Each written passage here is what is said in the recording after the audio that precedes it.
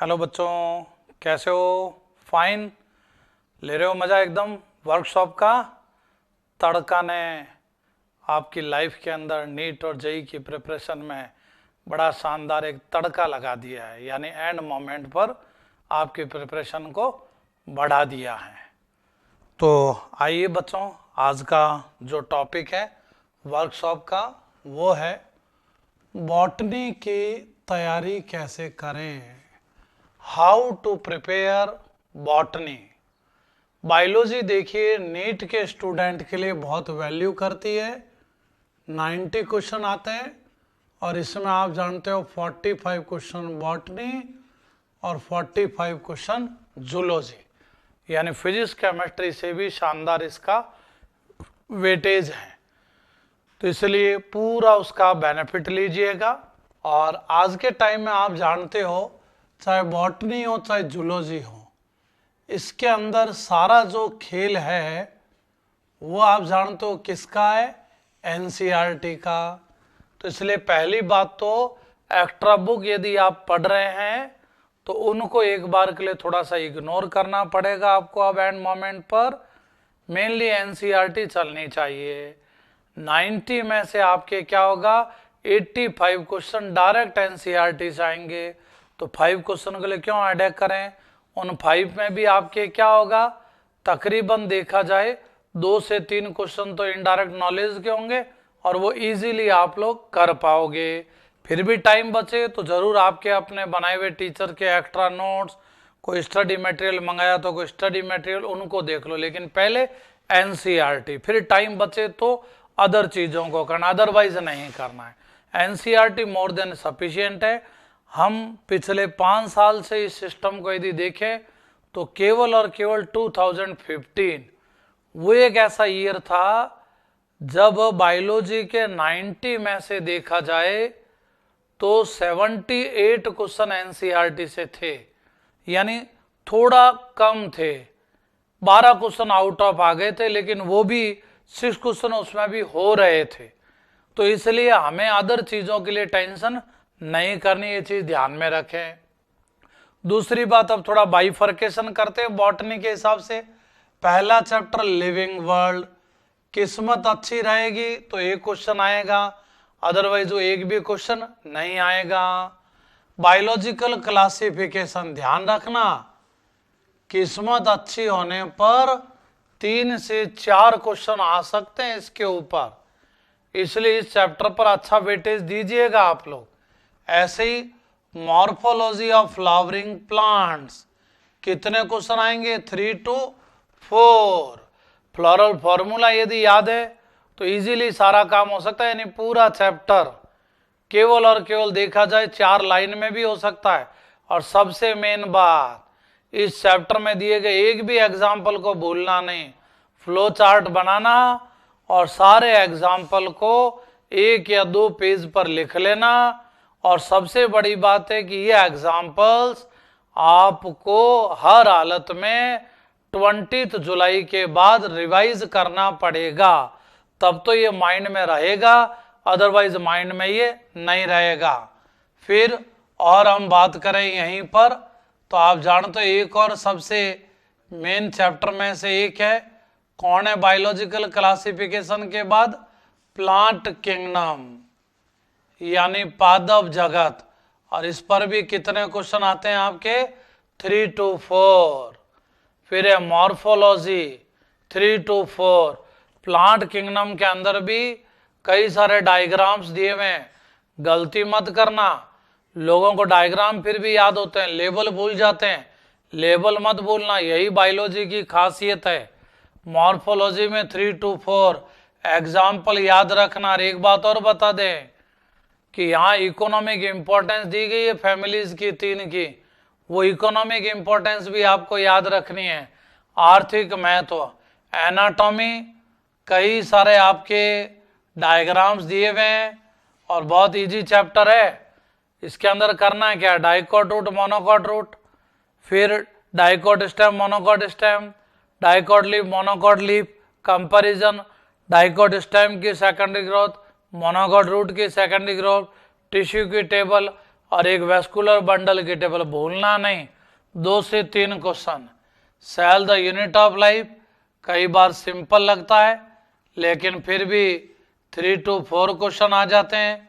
Cell division 1 से 2 question आ जाते हैं। ट्रांसपोर्ट इन प्लांट्स 1 या 2 ही क्वेश्चन आते हैं। मिनरल पर जरूर 1 से 2 question. Photosynthesis 1 question. Respiration 1 question. Plant growth पर 1 से 2 क्वेश्चन। ये जो चैप्टर है ना फिजियोलॉजी के, प्लांट फिजियोलॉजी में mineral nutrition plant growth fix है कि 2 या 3 क्वेश्चन आएंगे। और रही बात फोटोसिंथेसिस रेस्पिरेशन, हो सकता है एक पर ही क्वेश्चन आवे, दूसरे पर आवे ही नहीं। कई बार ट्रांसपोर्ट पर भी क्वेश्चन नहीं आता है। यानी जितना वेटेज ह्यूमन फिजियोलॉजी का है उतना वेटेज प्लांट फिजियोलॉजी का नहीं है।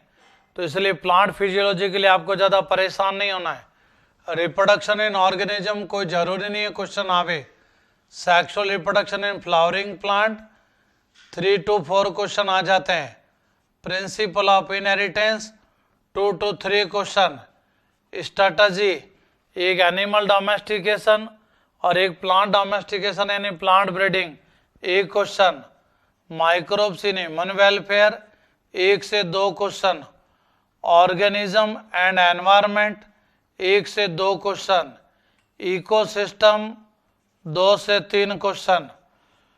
बायोडाइवर्सिटी 1 से 2 क्वेश्चन। एनवायरमेंटल इश्यू 1 से 2 क्वेश्चन। और बॉटनी का ये चैप्टर आपने कर लिया तो केमिस्ट्री का एक चैप्टर अपने आप हो जाता है। कौन सा? Environmental chemistry. इस पर भी 1 से 2 क्वेश्चन आते हैं। हो सकता है आपने जहाँ बॉटनी पढ़ी है वहाँ कुछ और चैप्टर बॉटनी में पढ़ाए जाते हो, लेकिन सिंथेसिस के अंदर ये बाइफर्केशन रहता है बॉटनी और जूलॉजी का। इन चैप्टर्स को बॉटनी में कराते हैं। तो इस हिसाब से देखें तो आप जानते हो biological classification important, plant kingdom important, morphology important, cell the unit of life important, sexual reproduction in flowering plant important. फिर और लेवें principle of inheritance and variation important. यहाँ से लेवें इकोसिस्टम इम्पोर्टेंट। यानी ये सबसे मेन पोर्शन हो गए। लेकिन एक ध्यान रखना, पीएमटी में जो भी स्टूडेंट प्रिपरेशन करते हैं वो कोई बोर्ड एग्जाम की तरह से नहीं करते हैं कि ये इम्पोर्टेंट चैप्टर है और वो कम इम्पोर्टेंट चैप्टर है। करने तो सारे ही पढ़ेंगे लेकिन थोड़ा सा आपको इसका वेटेज का नॉलेज होना चाहिए। तो उस वेटेज के अकॉर्डिंग आपको प्रिपरेशन करनी है। अब आइए कि आखिर सिंथेसिस में क्या ऐसा खास है कि इतना ज़बरदस्त रिजल्ट दे रहे हैं और ये पूरे नॉर्थ वेस्ट राजस्थान का मोस्ट इमर्जिंग इंस्टीट्यूट माना जाता है, जिसने एम्स दिल्ली और इंडिया के हर टॉप मेडिकल कॉलेज में सिलेक्शन दे दिए हैं। इंडिया का कोई ऐसा स्टेट नहीं है जहाँ यहाँ के स्टूडेंट नहीं है, क्योंकि सिंथेसिस में हमने क्या किया, एक तरह का साल्ट डाला है, नमक डाला है। ऐसे यहाँ की पढ़ाई है। कैसे? एस का मतलब सिंथेसिस, ए का मतलब एडवांस, एल का मतलब लर्निंग और टी का मतलब टेक्निक। ऐसी ऐसी चीज़ें हमने यहाँ डेवलप की है सब्जेक्ट में। कैसे? मान लो बायोलॉजी है या साइंस है, आजकल साइंस में पढ़ने की एक बिल्कुल अलग टेक्निक चलती है। इसको हम कहते हैं नेमोनिक्स या नेमोनिक्स से पढ़ाया जाता है। नेमोनिक्स का मतलब है किसी के नाम को देखो और उसके बेस पर हिंट लेने के बाद उससे आप आइडिया लीजिए। वो नेम ग्रीक में हो सकता है, लैटिन में हो सकता है, इंग्लिश में हो सकता है, हिंदी में हो सकता है, लेकिन उससे कोई ना कोई हिंट तो मिलती ही मिलती है। कैसे? मान लो एक एग्जाम्पल लिया इटियोलेशन। मैं इंग्लिश वालों से यदि कहूँ कि वो डेफिनेशन बताओ तो अभी तो इंग्लिश वाले को भी डेफिनेशन में बहुत दिक्कत आएगी, लेकिन इसकी मैं हिंदी लिख दूँ तो पूरी डेफिनेशन खत्म हो जाएगी। और पूरी डेफिनेशन इसकी क्या होती है? वो होती है पांडुरिता, यानी पांडुर। इसका मतलब है पीला रंग, येलो कलर। कब आएगा प्लांट की लीव्स में? कंटिन्यूअसली डार्क में रखेंगे तो स्टोर्ड फूड क्या हो जाएगा, फिनिश। इंटरनोड क्या हो जाएंगे, लंबे, पर्व लंबे हो जाएंगे। ऐसे प्लांट को क्या कहेंगे, इटियोलेटेड, और फिनोमिना को क्या कहेंगे, इटियोलेशन। पीएमटी में आया हुआ क्वेश्चन है। यानी कुछ बातें तो इंग्लिश वाले को भी हिंदी में याद रखने में बेनिफिट है, तो इसलिए थोड़ा थोड़ा आप मदर लैंग्वेज को भी याद रखें, ध्यान में रखें इस चीज को।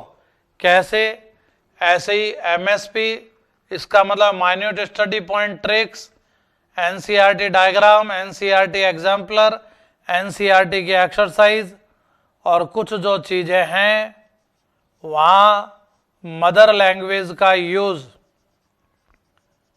कैसे, मातृभाषा का उपयोग कैसे। मान लीजिए मैंने अंग्रेजी में एक वर्ड लिखा है मोनोसियस, तो मोनो वर्ड से तो हिंट एक ही होती है, लेकिन जब यही वर्ड हिंदी में लिखाते हैं तो ये वर्ड लिखाते हैं द्विलिंगाश्रयी, तो हम तो फिर क्या कहते हैं, हिंदी वाले को भी कहते हैं, इंग्लिश वाले को भी कहते हैं थोड़ा बहुत हिंदी यूज करो, क्योंकि इतनी हिंदी आओ उसको भी आती है। इस वर्ड का मतलब हो गया बोथ, इसका मतलब हो गया सेक्स, और इसका मतलब हो गया शेल्टर। यानी ये वो प्लांट हो गया जिसके ऊपर दोनों सेक्स ऑर्गन प्रेजेंट होते हैं। तो इसलिए हम लोग यहाँ क्या करते हैं सिंथेसिस में कि थोड़ा इंग्लिश वालों को हिंदी टर्मिनोलॉजी भी सिखाते हैं, और हिंदी वाले को तो इंग्लिश सीखना बहुत ज़रूरी होता है, कि उससे तो उसका भला ही भला है। और वैसे भी वो आगे जाकर मेडिकल कॉलेज में जाएगा तो स्टडी पूरी उसकी इंग्लिश में है, तो वो इंग्लिश की प्रिपरेशन यहीं से हम सिखा देते हैं, बहुत सारी टर्मिनोलॉजी उसको। ऐसे ही अब मान लीजिए बात करें एमएसपी, फुल फॉर्म क्या बोली हमने इसकी, माइन्यूट स्टडी पॉइंट, यानी पढ़ने के छोटे छोटे बिंदु। कैसे, दुनिया दोनों को बोलती है थाइमिन, लेकिन हम इसको कहते हैं कि आप उल्टा बोलो। कैसे, ये थाइमिन है, इसको हम कहते हैं क्या बोलो, थियामीन। क्या बोलना है इसको, थियामीन। अब खुद दिमाग लगाओ, THY, ये स्पेलिंग जानते हो किसकी है, pyrimidine nitrogen base, pyrimidine nitrogen क्षारक। और ऐसे ही हम बात करें THIA, तो जानते हो ये किसका केमिकल नेम है, विटामिन B1। यानी ये क्या हो गया, 1 से 1 का क्रॉस मैच, ये पिरामिडिन बेस, वो ये। तो भैया ये हिंदी वाला ध्यान रख लेना, ज़्यादा हिंदी प्रेम काम का नहीं है, इंग्लिश भी याद रखनी पड़ेगी, पेपर हिंदी वाले को बाईलैंग्वेज मिलेगा, इसलिए थोड़ा थोड़ा इंग्लिश की हैबिट भी डालो।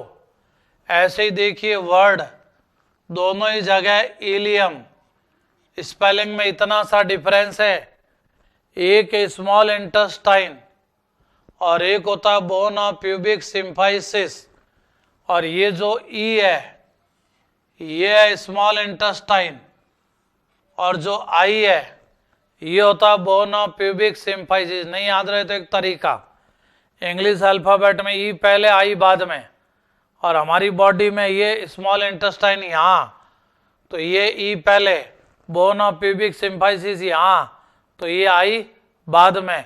तो ध्यान में रखना बॉडी के अकॉर्डिंग भी।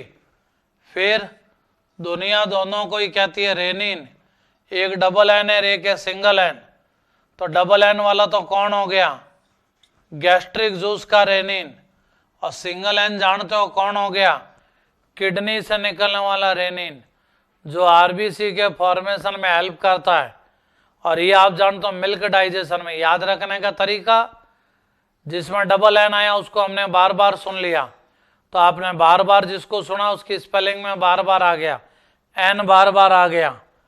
फिर ऐसे ही ट्रिक्स, कुछ टफ चीज होती है उनको याद करने के लिए ट्रिक्स बनाई जाती है। फिजिक्स केमिस्ट्री क्यों, बॉटनी जूलॉजी में भी ट्रिक का रोल है। ये क्या लिखी है हमने, ये हमने एक ट्रिक बनाई है, किस चीज की, जेनरिक क्लासेज ऑफ एंजाइम।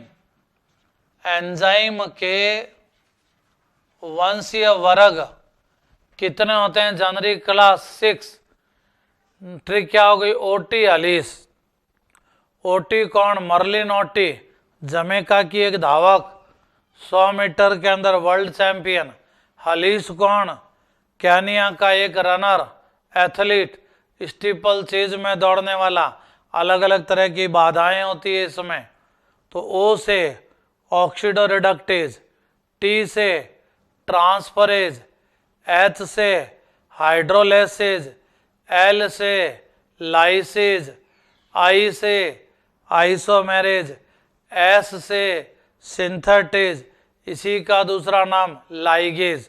तो खुद सोचो, थोड़ी देर पहले नहीं पता थी जनरल क्लास, और अब सारी एक सीक्वेंस याद आ गई। ओटी अलीस बायोमोलिक्यूल में आएगा, जूलॉजी में ट्रिक आपको सिखाएंगे सर। ऐसे ही रेस्पिरेशन जब आप पढ़ते हो तो ग्लाइकोलाइसिस आएगा। जानते हो ग्लाइकोलाइसिस का मतलब? कार्बोहाइड्रेट का 2 मॉलिक्यूल ऑफ पायरुविक एसिड में कन्वर्ट होना। और यहाँ अलग अलग एंजाइम्स होते हैं, साइटोप्लाज्म होते हैं ये एंजाइम्स।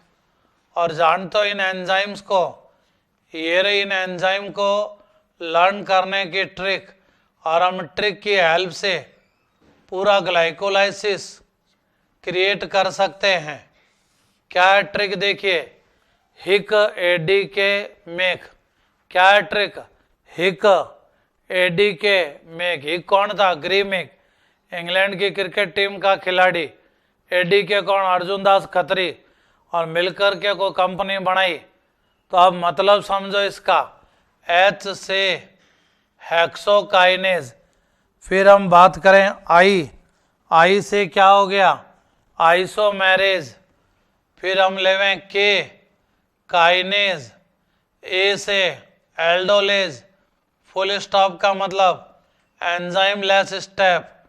डी से डीहाइड्रोजनेज, के से काइनेज, एम से म्यूटेज, ई से इनोलेज, और के से काइनेज। यानी 1 मिनट में सारे याद हो गए। हिक एडी के मेक, एस से एक्सोकाइनेज, आई से आइसोमेरेज, के से काइनेज, ए से एल्डोलेज, फिर एंजाइम लेस स्टेप, डी से डीहाइड्रोजनेज, के से काइनेज, फिर उसके बाद एम से म्यूटेज, ई से इनोलेज, और के से काइनेज। कोई के पूरे नाम बताओ, इजी है। कैसे? ये होता है फास्फो फ्रुक्टोकाइनेज। और ये कौन होता है? फास्फो गिल्सरोकाइनेज। और लास्ट में कौन होता है? Pyruvic kinase. तो बड़ा इजी काम हो गया ये। फिर इसके बाद आता है क्रेब साइकिल। कोई हमें कहे कि इसकी भी ट्रिक बता दो, तो बिल्कुल माइटोकॉन्ड्रिया के मैट्रिक्स में होता है। ये रही ट्रिक। हैंस क्रेब्स की शादी में सीडी, केडी और एफडी का खूब मजा लिया। ये ट्रिक हो गई है। आई साइलेंट रहता है, क्यों? इंग्लिश में कुछ चीज साइलेंट रहती है इसलिए। अब देखो ट्रिक में डी से डीहाइड्रोजनेज, यानी ये क्वेश्चन भी हो गया कि 1 क्रेब साइकिल में डीहाइड्रोजनेशन यानी विहाइड्रोजनीकरण कितनी बार होता है? 4 बार होता है। फिर याद करो के से काइनेज, लेकिन जानते हो कौन सा काइनेज है ये? Succinic thiokinase. एफ से जानते हो कौन बनता है? फ्यूमरिक एसिड, तो फ्यूमरेज। सी से कार्बोक्सिलेज, लेकिन ये तो ट्रिक अच्छी बने इसलिए है। ओरिजिनल एंजाइम कौन होता है? D carboxylase. एक डी से डीहाइड्रोजनेज, दूसरे डी से डी कार्बोक्सिलेज। यहाँ ए का मतलब ऊपर वाला नहीं है एल्डोलेज, यहाँ ए का मतलब क्या होता है? एकोनिटेज। जानते हो क्यों? क्योंकि सिस एकोनिटिक एसिड बनता है।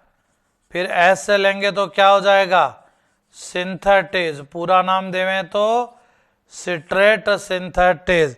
तो यहीं से इंस्टीट्यूट का नाम सिंथेसिस।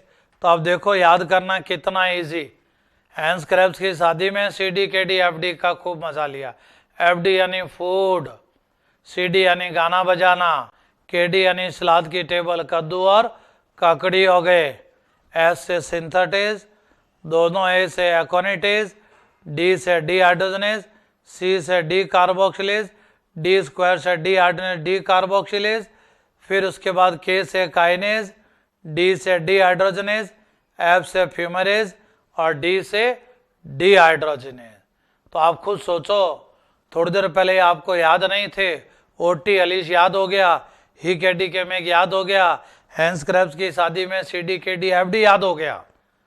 तो ऐसे जगह जगह जो टफ चीज है यूज करो ट्रिक्स, और ये ट्रिक्स जब मेडिकल कॉलेज में सेलेक्ट हो जाओगे वहां पर भी काम आएगी ग्लाइकोलाइसिस क्रेब्स साइकिल में, भूलना मत। बहुत इंपॉर्टेंट वर्कशॉप का एक हिस्सा बन रहे आप लोग। तो और भी ऐसी कई सारी ट्रिक्स होती है। और बॉटनी के अंदर या बायोलॉजी में कहीं किसकी वैल्यू है? NCERT के डायग्राम्स। आपने बायोलॉजी में यदि सारे डायग्राम विद लेबल याद कर लिए तो ये मानो आपके 90 में से 12 to 15 क्वेश्चन तैयार हैं। इतने क्वेश्चन इस पर आएंगे। स्टूडेंट क्या करता है, डायग्राम याद है लेकिन लेबल भूल जाता है। गलती नहीं करना आप लोग कोई भी। फिर एक सबसे इंपॉर्टेंट चीज नहीं की हो तो अब कर लेना। क्या चीज है? NCERT का एग्जाम्पलर। NCERT ने खुद दिया है, NCERT की वेबसाइट पर पढ़ाइए। ध्यान रखना, हिसाब से बुक्स आनी चाहिए, मार्केट में मिलती नहीं है, तो वेबसाइट से करना चाहिए। और सबसे मेन बात ध्यान रखना, इस एग्जाम्पलर में ऑब्जेक्टिव क्वेश्चन है थोड़े, फिर वेरी शॉर्ट आंसर है, फिर शॉर्ट आंसर है, फिर लॉन्ग आंसर है, एडिशनल एक्सरसाइज है, इवन मोर देन वन है, असर्शन रीजन के क्वेश्चन है। सब्जेक्टिव क्वेश्चन भी करो, क्योंकि ये मानकर चलना कि इतने क्वेश्चन इस पर बेस्ड होते हैं। तो हम बायोलॉजी की बात करें तो एग्जाम्पलर जो है वो इतनी शानदार चीज है कि आपके 12 to 15 क्वेश्चन इस पर बेस्ड होंगे। NCERT की एक्सरसाइज स्टूडेंट को यूँ लगता है कि हमने तो 11th 12th में कर ली, अब इसको करने की ज़रूरत नहीं है। क्योंकि आप जानते हो, पहली बात तो यहाँ जो क्वेश्चन आते हैं वो सब्जेक्टिव क्वेश्चंस होते हैं, तो कई बार स्टूडेंट करता नहीं है। लेकिन ये यदि आप करके जाते हो तो कंप्लीट बायोलॉजी के हिसाब से 8 to 10 क्वेश्चन आपके यहाँ आ जाएंगे। मदर लैंग्वेज का फंडा हमने आपको पहले ही बता दिया था। और ऐसे ही हम लेवें, NCERT ने बीच बीच में कहीं बॉक्स बना दिए फिजिक्स केमिस्ट्री में, तो लेकिन बॉटनी के हिसाब से देखें, जूलॉजी के हिसाब से देखें तो क्वेश्चन मार्क लगा करके दिया है। उन्हें हम कहते हैं IQ यानी इन टेक्स्ट क्वेश्चन। इनके आंसर थ्योरी में दिए होते हैं, कई बार नॉलेज बेस्ड होते हैं, आपको खुद ढूंढने पड़ते हैं। लेकिन आप सारे इन टेक्स्ट कर लेते हो तो आपके 5 to 6 क्वेश्चन, यानी ऑफिशियली आपने ध्यान दिया हो 12 यहाँ 24, 8 यहाँ हो गए आपके 32 और 5 यहाँ हो गए 37। तो कहने का मतलब ये है कि आप केवल इतना हिस्सा बायोलॉजी में यदि कर लेते हो तो 90 में से आपके 30 से 35 क्वेश्चन तो गारंटी हो जाती है किसी पोर्शन पर आपके आएगा, ये तय हो जाता है। यानी बायोलॉजी में मार्क्स लाना इजी है, थोड़ा सा सिस्टम होना चाहिए और उस सिस्टम को आप लोग फॉलो करें। जहाँ ज़रूरत पड़े वहाँ आप लोग इन चीज़ों को यूज़ करें। डायग्राम ये आपको याद होना चाहिए, बिना देखा देखा आपको आने चाहिए। लेबल भूलना नहीं, सबसे मेन बात है। एग्जाम्पलर ये मैंने पहले कहा था भैया, बहुत सारे स्टूडेंट के पास नहीं है, तो जो अभी सुन रहे हैं नहीं है वो ध्यान रख लेना। लोग केवल ऑब्जेक्टिव करते हैं, बात सब्जेक्टिव की भी चल रही है। Very short, short answer, long answer, और फिजिक्स केमिस्ट्री में तो एडिशनल एक्सरसाइज भी है, मोर देन वन चॉइस के क्वेश्चन भी हैं, और एक्सरसाइज में सब्जेक्टिव क्वेश्चन भी हैं, और ये IQ इन टेक्स्ट क्वेश्चन। अरे केवल इतना कर लो, बायोलॉजी में 30 से 35 क्वेश्चन। ये पोर्शन तो आप करना चाहो तो केवल 4 से 5 दिनों में एक एक आंसर को किया जा सकता है। तो मैं तो कहता हूं जब ये वर्कशॉप खत्म हुए तो आप 4 से 5 दिन केवल और केवल इसी पोर्शन को दे दो, 4, 5, 6 और 8 को दे दो। ये आपके 30 से 35 क्वेश्चन राइट करा देगा। इसलिए पूरी ताकत लगा दो। और इसके अलावा प्रीवियस ईयर के पेपर्स, और प्रीवियस ईयर पेपर तो हो सके तो डेली एक एक पेपर आप 2-3 दिनों बाद में स्टार्ट कर सकते हो, ताकि एग्जाम से पहले आपको आइडिया लग जाए कि किस तरह के क्वेश्चंस आते थे। दूसरी बात, मन में ये मत सोचो कट ऑफ क्या जाएगा, पेपर इजी आएगा तो ज़्यादा जाएगा, टफ आएगा तो कम जाएगा, और आपका जो लेवल है लगभग वैसा ही पेपर आता है। तो इसलिए बॉटनी में ये तरीका आप लोग फॉलो करें, इन चैप्टर्स का आप लोग ध्यान में रखें। वेटेज आपको बता दिया है, बॉटनी का तरीका आपको बता दिया है। कई बार लोग बॉटनी को घास फूस मानते हैं, ज़्यादा ध्यान नहीं देते हैं। जूलॉजी पर खूब ध्यान देते हैं क्योंकि इंटरेस्टिंग है, डॉक्टर बनेंगे तो काम आएगा। लेकिन भैया रोल इनका भी ज़बरदस्त है। लोग समझते हैं बायोलॉजी रटने का सब्जेक्ट, ऐसा नहीं है। मान लिया इन्फॉर्मेशन सब्जेक्ट है, लेकिन इसके भी अपने फंडामेंटल है। फंडामेंटल क्लियर हो तो बड़ा मज़ा आता है, चार्ट वगैरह बने हुए हों, टाइम टू टाइम रिवीजन चलता रहे, तो फिर कोई प्रॉब्लम नहीं है। ध्यान में रखिएगा। कुछ चैप्टर्स ऐसे हैं जो बहुत कंफ्यूजिंग है, वो आप 20 जुलाई के बाद जरूर पढ़ कर जाना। कौन सा?